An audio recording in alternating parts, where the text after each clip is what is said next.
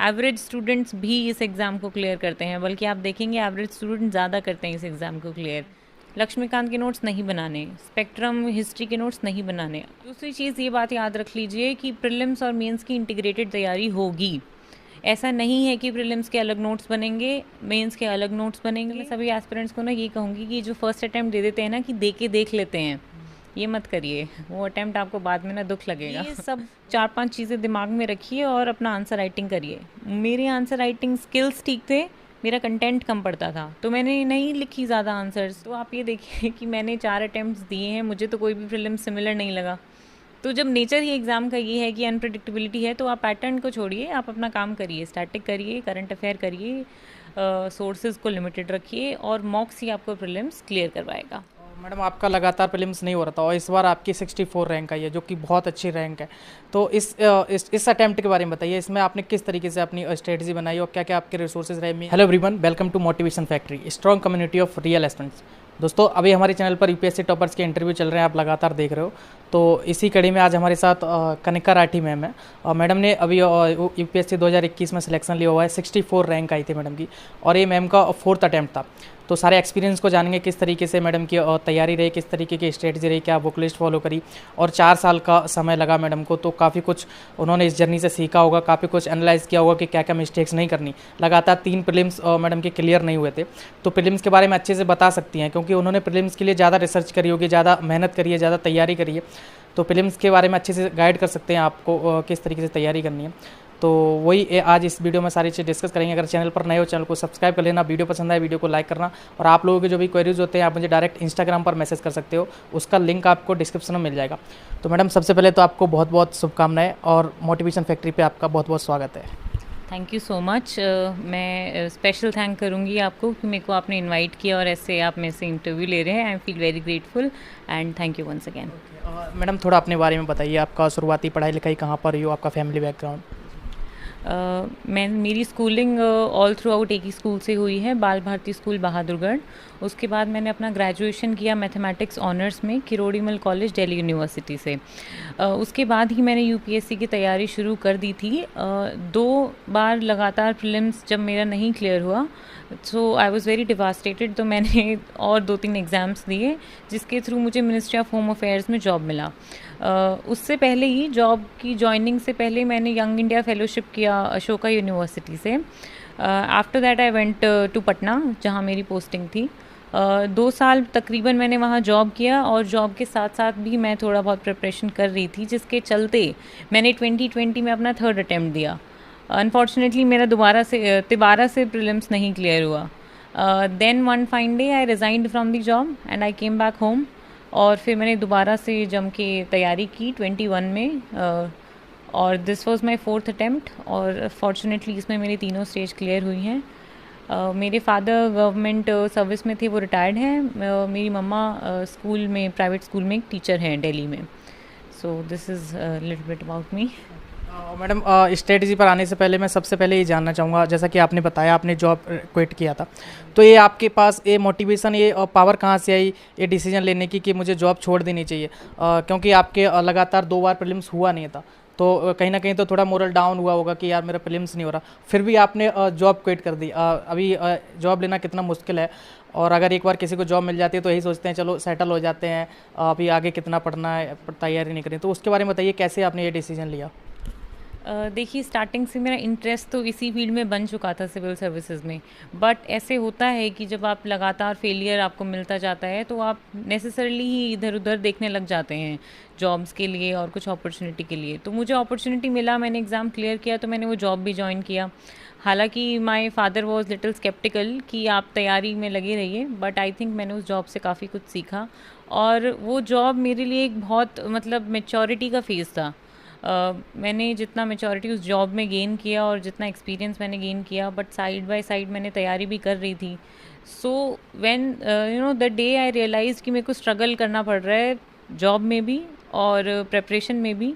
या तो ऐसा होता है, देखिए, कि आप जॉब में चले जाते हैं और प्रेपरेशन छूट जाती है, then you are devoted to that job and it is well, this is the ideal situation.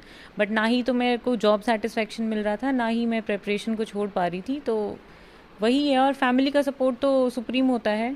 My mother and father were with me starting से ही। तो जब मैंने उनको बोला कि मुझे रिज़ाइन करना है, अगर वो मेरे को सेकंड थॉट देने के लिए कह देते तो शायद मैं ना कर पाती, बट मैंने उनको बोला कि मुझे रिज़ाइन करना है and he said pack your bags and come home. तो वो एक सपोर्ट जो था वो मेरे लिए मोटिवेशन फैक्टर था। और फैमिली की बैकिंग जो होती है वो आपका मेंटल सपोर्ट होता है। तो आई think that was my motivation. And preparation तो मैंने छोड़ा तो कभी नहीं था, बीच में कोई ऐसा ब्लैंक ब्रेक नहीं लिया था मैंने। हाँ, मैंने अटेम्प्ट्स नहीं दिए थे 1-2 साल बीच में। So I think that motivation was there all throughout. Madam आपकी लगातार प्रीलिम्स क्लियर नहीं हो रहा था, लगातार आपको सफलता नहीं मिल रही थी, तो इसमें एक फैमिली का तो होता ही है, रिलेटिव्स का बहुत बड़ा रोल होता है। रिलेटिव्स हो गए, सोसाइटी आसपास जो भी लोग रह रहे हैं उनको पता होता है कि किसी का बच्चा या किसी की लड़की तैयारी कर रही है यूपीएससी की, तो बार बार पूछते हैं इस बार क्या हुआ, रिजल्ट कैसा रहा। तो वो सारी चीज़ें, प्रेशर को कैसे हैंडल किया आपने? एक बार फ्रस्ट्रेशन आ जाता है कि यार लोग बार बार पूछ रहे हैं, फैमिली को ऐसा लगता है कि शायद मेरे से नहीं होगा, और फैमिली को वो सारी चीज़ झेलनी पड़ती है कि आपके बच्चे का हुआ कि नहीं, तो वो सारी चीज़ आपने कैसे मैनेज करी? देखिए, हम लोग जो मिडिल क्लास फैमिली से बिलोंग करते हैं ना, और एक समाज का बहुत बड़ा हिस्सा होते हैं, तो हमारे मम्मी पापा तो हमसे ज़्यादा बड़ा हिस्सा होते हैं समाज के, तो उन पे जो प्रेशर रहता है तो उसको तो हम इमेजिन भी नहीं कर सकते। But fortunately my father was of the view कि ठीक है, आप कर रहे हो, मेहनत कर रहे हो, सफलता नहीं मिल रही तो इसमें सबको तो नहीं मिलती है ना सफलता, आप करते रहिए मेहनत, कभी ना कभी तो मिलेगी। तो एक वो चीज़ थी। तो प्रेशर जो है ना, मेरे फादर ने मेरे तक नहीं पहुंचने दिया। वो अपने एंड पे डील कर लेते थे। और स्टार्टिंग में तो जब मैं घर बैठ के तैयारी कर रही थी तो सबको बहुत ओपन बुक में होता था कि एक अटेम्प्ट दिया नहीं हुआ, दूसरा दिया नहीं दिया। फिर मैं जॉब पे चली गई थी तब लोग ऐसे हो गए थे स्पेशली जो हमारी सोसाइटी होती है कि आप अरे आप जॉब कर रहे हो, आप तो सिविल सर्विसेज की तैयारी कर रहे थे। तो वो सब प्रेशर देखिए, वो ना बहुत छोटी चीज़ें लगती हैं जब आपको फाइनली सफलता मिल जाती है। और ऐसा नहीं कहूँगी मैं आपको कि डील नहीं करना पड़ेगा किसी को, सबको डील करना पड़ेगा, but that is the thing ना, आपको डील करना है उसको, उसमें आप ब्रेक डाउन नहीं कर सकते कि समाज का प्रेशर हो रहा है। तो ऐसे ही मैंने किया। मेरे को इच्छा थी तो मैंने जॉब की, मुझे जब नहीं ठीक लगा तो मैंने जॉब छोड़ी। तो वो जो एक रिस्क टेकिंग फैक्टर था वो मेरा इंडिविजुअल था और मेरी फैमिली का सपोर्ट था। इसमें देखिए समाज तो ठीक है, हम समाज का हिस्सा हैं, प्रेशर डील करना आना चाहिए, बाकी जो आपको मन है वो कीजिए। और डिटर्मिनेशन जब होती है ना तो ये सब चीज़ें बहुत छोटी मामूली लगती हैं, तो हो जाता है, सबसे डील हो जाता है। अभी मैडम आपकी तैयारी पे आते हैं। जब आपने डिसीजन लेके मुझे यूपीएससी के लिए प्रिपेयर करना है, तो किस तरीके से शुरुआती दौर में आपने अपने रिसोर्सेज जुटाए? और शुरुआती दौर में काफ़ी कन्फ्यूज़न होता है एक एस्पिरेंट्स को, क्योंकि सिलेबस को लेकर, बुक लिस्ट को लेकर, कोचिंग लेना भी या नहीं लेना, कोचिंग अगर ले लेते हैं तो कहीं पैसे वेस्ट ना चले जाएँ। जिस तरीके से कोचिंग का जो बिजनेस मॉडल अभी बना हुआ है, करोल बाग हो गया, मुखर्जी नगर हो गया, तो शुरुआत में आपने किस तरीके से आपने अपनी सारी वो चीज़ें बनाई? देखिए, स्टार्टिंग में जब मैंने शुरुआत की थी तब मेरे पास भी एज सच कोई गाइडेंस नहीं थी। मैं तो ये कहूँगी कि मुझे 6-7 ईयर्स लग गए, तो एज सच मेरे पास कोई भी गाइडेंस नहीं थी। हालांकि मेरे एक पहले भी कोई बन गया था कोई civil services, but as such आपको गाइडेंस ना मिलती भी है, नहीं भी मिलती, इंडिविजुअली आपको देखना पड़ता है। तो जब स्टार्टिंग में मैंने शुरुआत की तो क्योंकि मेरे को यही था फोमो कि मेरे पास तो गाइडेंस नहीं है तो मैं क्या करूँ, तो मैंने कोचिंग ले लिया था करोल बाग में। तो 8-9 महीने मेरा वो कोचिंग चला।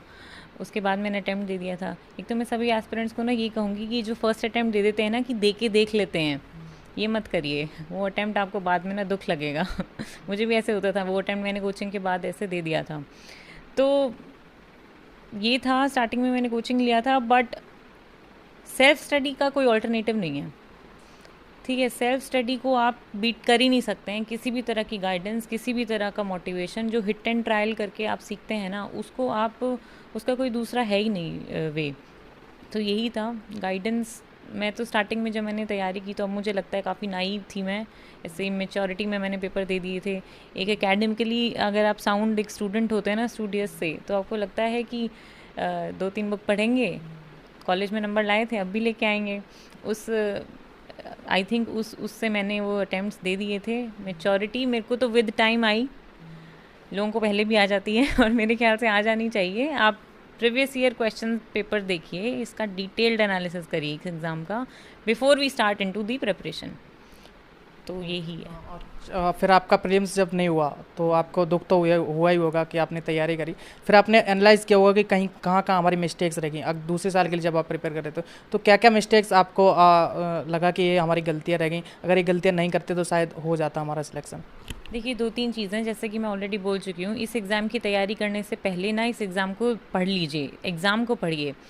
फिर देखिए कि आपका फिर भी इंटरेस्ट बाकी है कि नहीं। लोग ना एक सब एस्पिरेंट्स ऐसे चले जाते हैं कि UPSC, oh my God this is a very good service, let us do. आप एग्ज़ाम को देखिए, उस पर रिसर्च करिए, तब आपको पता लगेगा कि एग्ज़ाम का एक्चुअल में क्या है। फिर आप उसमें अटेम्प्ट देना शुरू कीजिए। तो प्रीलिम्स के लिए मोटी मोटी 2-3 चीज़ें होती हैं जो मैंने नहीं की और फिर बाद में की। मॉक्स मॉक्स को जो सीरियसली नहीं लेगा तो उसको खुद ही पता चल जाएगा जब वो आप अटेम्प्ट देंगे ना, नहीं होगा। और मॉक्स को as a source of content देखिए। ऐसे मत सोचिए कि मॉक्स जो है they will be very close to UPSC का फाइनल पेपर, प्रीलिम्स का पेपर। ऐसा कुछ नहीं है, कोई मॉक्स सिमिलर नहीं होते यूपीएससी के पैटर्न। जो अनप्रिडिक्टेबिलिटी का जो फैक्टर है वो हमेशा रहेगा। तो स्टार्टिंग में मैं मॉक्स नहीं देती थी, 1-2 मॉक्स देती थी मैं कि मेरे को थोड़ा सा ना बस पता चल जाए कैसे देते हैं paper. That is not the essence. आप मॉक्स देंगे 80 to 100 मॉक्स जो सब सिलेक्टेड कैंडिडेट्स बताते हैं, इसमें कोई एग्जैजरेशन नहीं है। आप वो मॉक्स देंगे, 10,000 के लगभग क्वेश्चंस होंगे, उसमें से कंटेंट उठाइए, अपने नोट्स को एनरिच करिए। प्रीवियस ईयर क्वेश्चन को तो ऐसे पढ़िए जैसे मतलब 4-5 बार एज ए स्टैटिक बुक पढ़ते हैं ना, वैसे पढ़िए। और यही एक की है, इसके अलावा कुछ नहीं है। जो एस्पिरेंट्स ऐसे थोड़े फियरफुल हो जाते हैं कि अरे पैटर्न बदल गया, तो आप ये देखिए कि मैंने 4 अटेम्प्ट्स दिए हैं, मुझे तो कोई भी प्रीलिम सिमिलर नहीं लगा। तो जब नेचर ही एग्ज़ाम का ये है कि अनप्रिडिक्टेबिलिटी है, तो आप पैटर्न को छोड़िए, आप अपना काम करिए, स्टैटिक करिए, करंट अफेयर करिए, सोर्सेज को लिमिटेड रखिए, और मॉक्स ही आपको प्रीलिम्स क्लियर करवाएगा। मैडम आपका लगातार प्रीलिम्स नहीं हो रहा था और इस बार आपकी 64 रैंक आई है जो कि बहुत अच्छी रैंक है। तो इस अटेम्प्ट के बारे में बताइए, इसमें आपने किस तरीके से अपनी स्ट्रेटजी बनाई और क्या क्या आपके रिसोर्सेज रहे। मेंस को लेकर बात करें, आंसर राइटिंग के लेकर, ऑप्शनल आपका क्या था, मैंने ऑप्शनल नहीं पूछा, तो ऑप्शनल के बारे में भी थोड़ा बताइए अपने में, और किस तरीके से रूटीन रहता था आपका। चलिए मैं आपको थोड़ा ना इंटीग्रेटेड करके तैयारी बताती हूँ अपने इस लास्ट अटेम्प्ट की। तो जो लास्ट अटेम्प्ट में मैंने जो तैयारी किया वो मैंने फर्स्ट 3 अटेम्प्ट्स में तो टोटल मिला के भी नहीं की थी। एक तो ये बात है, जनवरी 2021 से मैंने शुरू किया तैयारी, और मैंने तभी से टेस्ट सीरीज़ ज्वाइन कर ली एक। तो उस टेस्ट सीरीज़ को की टाइम टेबल को फॉलो करके मैं अपना सब्जेक्ट्स कवर करती थी। दूसरी चीज़ ये बात याद रख लीजिए कि प्रीलिम्स और मेंस की इंटीग्रेटेड तैयारी होगी। ऐसा नहीं है कि प्रीलिम्स के अलग नोट्स बनेंगे, मेंस के अलग नोट्स बनेंगे। कुछ लोग ऐसे शॉर्ट नोट्स बना लेते हैं मेंस में रिवाइज करने के लिए, मैं वो रिकमेंड नहीं करती पर्सनली। इससे बढ़िया आप ऐसे करिए, एक स्टैंडर्ड बुक या फिर एक सेट ऑफ नोट्स पर सब्जेक्ट, वही प्रीलिम्स के लिए पढ़िए, वही मेंस के लिए पढ़िए। मैंने वही किया, और वो ऐसे आपको ना इम्प्रिंट हो जाना चाहिए दिमाग पे कि ये वर्ड तो मैंने अपने नोट्स में यहाँ देखा था। तो ऐसे मेंस और प्रीलिम्स की इकट्ठे तैयारी होगी। जो फैक्ट्स आप प्रीलिम्स के लिए याद कर रहे हो वो मेंस तक कैरी करिए उनको अपने दिमाग में, और मेंस के आंसर में रिप्रोड्यूस करिए। Second thing.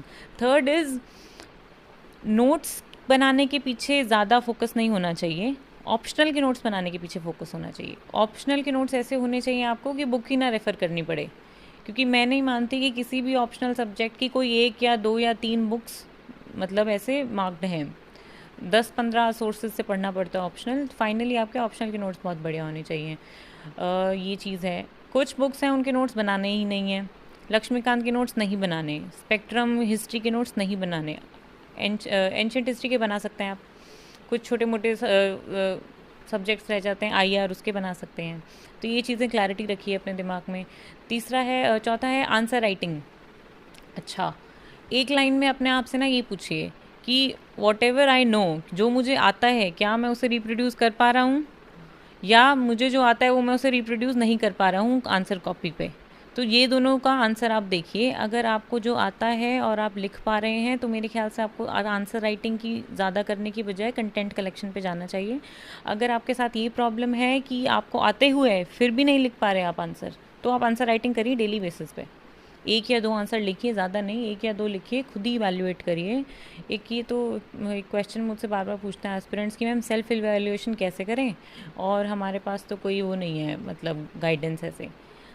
कोई आपके आंसर्स इवैल्यूएट नहीं कर सकता आपके लिए। आप मॉडल आंसर्स देख लीजिए, मैक्सिमम इतना कर लीजिए, और एक सेट होता है, फॉर्मेट होता है आंसर का, इंट्रोडक्शन, कंटेंट, कंक्लूजन, थोड़ा सा वे फॉरवर्ड डाल दिया। मैं कुछ पॉइंट्स जो एक्स्ट्रा डालते हैं ना उनको मैं शो ऑफ पॉइंट्स बोलती हूँ। आप आंसर में थोड़ा सा शो ऑफ करिए कि आपको कुछ एक्स्ट्रा कंटेंट है। ये सब 4-5 चीज़ें दिमाग में रखिए और अपना आंसर राइटिंग करिए। मेरे आंसर राइटिंग स्किल्स ठीक थे, मेरा कंटेंट कम पड़ता था, तो मैंने नहीं लिखी ज़्यादा आंसर्स। आई थिंक मैक्सिमम मैंने 12 मेंस के आंसर मतलब टेस्ट दिए हैं, इसके अलावा कोई आंसर राइटिंग नहीं की। सो दैट वन क्वेश्चन जो मैं आपको स्टार्टिंग में बोला कि खुद से पूछिए, जो आता है वो लिख पा रहे हैं तो बहुत अच्छी बात है, जो क्वेश्चन में पूछा गया। तो ये तैयारी होती है 2 स्टेजेस की। ओके, अभी आपकी स्ट्रेटजी आपने बताई मैडम, लेकिन जो नए एस्पिरेंट्स तैयारी कर रहे हैं वो इस वीडियो को देख रहे हैं, उनके काफ़ी ज़्यादा कमेंट्स आते हैं, जो अभी 12th क्लास में 9th क्लास में बहुत पीछे अभी पढ़ाई कर रहे हैं, तो उनके कमेंट्स लगातार आते हैं, भैया मुझे स्ट्रेटजी बता दो, मुझे भी आईएएस आईपीएस बनना है, क्योंकि वो लगातार अभी यूट्यूब हो गया, इंस्टाग्राम पे आईएएस आईपीएस के साथ ही देख रहे हैं, ग्रैंड एंट्री देख रहे हैं, वहाँ से मोटिवेट हो रहे हैं। तो उनके लिए आपके क्या मैसेज होंगे? देखिए, पहली बात तो मेरा ये मैसेज है कि ये यूट्यूब पे शॉर्ट्स वगैरह देखने छोड़ दीजिए कि ग्रैंड एंट्री हो रही है, शादी हो रही है। 9th स्टैंडर्ड में आप अपने लेवल का कंटेंट देखिए। दूसरा, इन सब चीज़ों से इंस्पायर होकर सिविल सर्विसेज में मत आइए। अगर आप अपने इंटरेस्ट से नहीं आएंगे ना इस करियर में, इस फील्ड में, तो ब्रेक डाउन होना जायज़ है और कहीं ना कहीं आपको ना सेल्फ सेटिस्फेक्शन नहीं हो पाएगा। इसलिए किसी भी तरह के प्रेशर के में ना आके, बल्कि अपने रिसर्च करिए, क्या होता है ये जॉब, इसमें क्या करना होता है, क्या करियर अपॉर्चुनिटीज़ हैं, इस सब को देखते हुए आप सिविल सर्विसेज का करियर ऑप्शन चूज़ करिए। सेकेंडली, आप 9th स्टैंडर्ड में हैं तो it is very good that you are very clear with your career choice, but एकदम से ऐसे मत करिए कि आप यूपीएससी की तैयारी शुरू कर देंगे। आप जो पढ़ रहे हैं ना वही पढ़ना है यूपीएससी के लिए। 9th स्टैंडर्ड की जो किताबें आप पढ़ रहे हैं एनसीईआरटी, वही दोबारा पढ़नी है। तो इट इज़ वेरी गुड कि आप अभी से उनको अच्छी तरह पढ़ लीजिए। एनसीईआरटीज़ तो गॉड होती हैं इस प्रिपरेशन की, तो आप एनसीईआरटीज़ को अच्छी तरह पढ़िए। जो भी आप पढ़ रहे हैं उसको याद रखिए, रिटेन करिए। ये एग्ज़ाम ऐसा है, क्या पता कहाँ से क्वेश्चन आ जाता है। तो ऐसा होता है कि अगर 6th क्लास में किसी से कुछ सुना था टीचर से वो, और वो आ गया एग्ज़ाम में, तो for all those kids I would say कि दूसरों का शादी वादी देखना छोड़िए और अपना पढ़ाई कीजिए और एक्स्ट्रा करिकुलर कीजिए। अपना पर्सनैलिटी डेवलपमेंट तो ज़रूर कीजिए। एकेडमिकली भी मैं ऐसे नहीं कहती कि आप 99% लेके आइए और वही चाहिए। एवरेज स्टूडेंट्स भी इस एग्ज़ाम को क्लियर करते हैं, बल्कि आप देखेंगे एवरेज स्टूडेंट ज़्यादा करते हैं इस एग्ज़ाम को क्लियर। तो अपना माइंडसेट क्लियर रखिए। पर्सनालिटी तो नेसेसरली डेवलप कीजिए। एक कमांड लाइए अपनी लैंग्वेज में, या तो हिंदी या इंग्लिश, जिस भी मीडियम में आपको पेपर देना है वो अच्छी तरह आपको बोलना लिखना समझना आना चाहिए। दूसरे से बात करना आना चाहिए आपको। अपने स्कूल में एक्स्ट्रा करिकुलर कीजिए, and that is what it is. वही चाहिए होता है सिविल सर्विसेज के लिए। मेंटल स्टेबिलिटी, क्लैरिटी, और ये सब कंटेंट तो आपका बाद में प्रिपेयर होएगा। ओके, और मैडम फाइनल क्वेश्चन मैं पूछूंगा, फाइनल मैं यही लास्ट में पूछता हूँ उस दिन के बारे में जिस दिन आपका ये सपना पूरा हुआ था, जिस दिन रिजल्ट आया था। तो उस दिन के बारे में थोड़ा बताइए। जब रिजल्ट आया तो सबसे पहले आपको किसने बताया, फिर आपने किसको पहले बताया, और उस दिन को कैसे सेलिब्रेट किया आपने? एक्चुअली मैं तो 5th जून को जो प्रीलिम्स होना था उसके लिए तैयारी कर रही थी। तो मैं नाइट स्टडी करती हूँ, तो मॉर्निंग में मैं 7 बजे सोई थी उस दिन। पर मुझे पता था रिज़ल्ट तो आना ही है, 2-3 दिन से चल ही रहा था। तो वैसे आँख खोल खोल के मैं टेलीग्राम चेक कर रही थी। एक टेलीग्राम ग्रुप है, उसमें पहले ही आ जाता है वो कुछ पीडीएफ। तो अराउंड 12 o'clock आई थिंक मैंने देखा होगा। तो जैसे कि मैंने बोला, स्टार्टिंग से देखते हैं, नीचे से देखना शुरू कर देते हैं फिर। तो मैंने स्टार्टिंग से देखना शुरू किया था। उस सेकंड पेज पे मेरे को लिस्ट में अपना नाम दिख गया। तो फिर मैंने अपना रोल नंबर देखा, तो मेरे को लग गया कि ये तो हो गया है। तो और मेरे को तो बिल्कुल ऐसा लगा तो गलत हो गया। 64th रैंक थोड़ी ना आ जाता है। और वो भी इसलिए मेरे को ज़्यादा वो था क्योंकि मेरा तो फर्स्ट मेंस था, फर्स्ट इंटरव्यू था, तो इतना तो कॉन्फिडेंस था ही नहीं। तो यही था। फिर घर पे उस टाइम कोई था नहीं, मम्मा थी, तो मैं नीचे चिल्लाते हुए गई। तो it was a very bad reaction on my part. I now मतलब मुझे ऐसा लगता है कि हंसी मतलब खुश होके बताना चाहिए रिजल्ट, तो रो के थोड़ी ना बताना चाहिए। तो मैं रोते रोते बताया मम्मा को। देन मॉम सेड कि चलो वो करते हैं, अच्छी तरह देखते हैं। तो I tell you one incident. तो रोल नंबर लिखा हुआ था उसके सामने, मुझे पता था हालांकि वो रोल नंबर है, बट स्टिल ऐसे चेक कर लिया। तो मेरा एडमिट कार्ड पड़ा था साइड में, तो मैंने चेक किया तो वो मैच नहीं हुआ। और वो एडमिट कार्ड एक्चुअली जो 5th जून को एग्ज़ाम होना था वो उसका था। तो मेरे को तो ये आप देख रहे हैं बहुत सेकंड्स में हो रहा था ये सब कुछ। फिर मैंने देखा नहीं नहीं ये तो पुराना है, and then finally I made peace कि नहीं ये मेरा ही है। And then I called my father, he was very happy. My father said अरे 64, मैं तो सोच रहा था अंडर 20 आ जाएगा। तो लाइक कि पापा का कुछ नहीं होता। पापा लोगों को बहुत एक्सपेक्टेशन रहती है हमसे। तो it was a very nice day. पापा के घर आने से पहले मीडिया पर्सनस आ गए थे, and then my father came, I cried and made peace with it. शाम को there were more relatives and it just sunk in. ये कभी किसी को ये नहीं लगता कि आपका एग्ज़ाम क्लियर हो गया, सबको ये लगता है कि बस अब पढ़ना नहीं है। तो आज तक मेरे को वही कंटेंट हुआ है, वही सिंक हुआ है कि this is the final thing. अब मेरे को एग्ज़ाम के लिए तो नहीं पढ़ना कम से कम, बाकी जो भी है। तो that was the day. Thank you so much ma'am, once again congratulation for your achievements. I hope दोस्तों मैडम की जो जर्नी थी उससे आपको बहुत कुछ सीखने को मिला होगा, बहुत मोटिवेशन मिला होगा। जिस तरीके से मैडम लगातार तैयारी करते रहे 4 साल तक, 5 साल तक, और उन्होंने होप नहीं छोड़ी और फाइनली उनका सिलेक्शन हुआ 64 रैंक के साथ, और उनकी जो डिज़ायर जॉब थी आईएएस वो बने हैं। तो ऐसे ही कंटेंट को देखने के लिए आप हमारे चैनल को सब्सक्राइब कर सकते हो अगर अब तक आपने सब्सक्राइब नहीं किया है।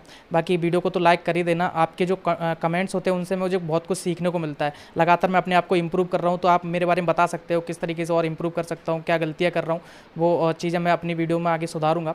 तो बस यही बोलूँगा, और आपकी जो क्वेरीज़ होती है आप मुझे इंस्टाग्राम पर डायरेक्ट मैसेज कर सकते हो, उसका लिंक डिस्क्रिप्शन में मिल जाएगा। चलिए दोस्तों, bye bye and take care.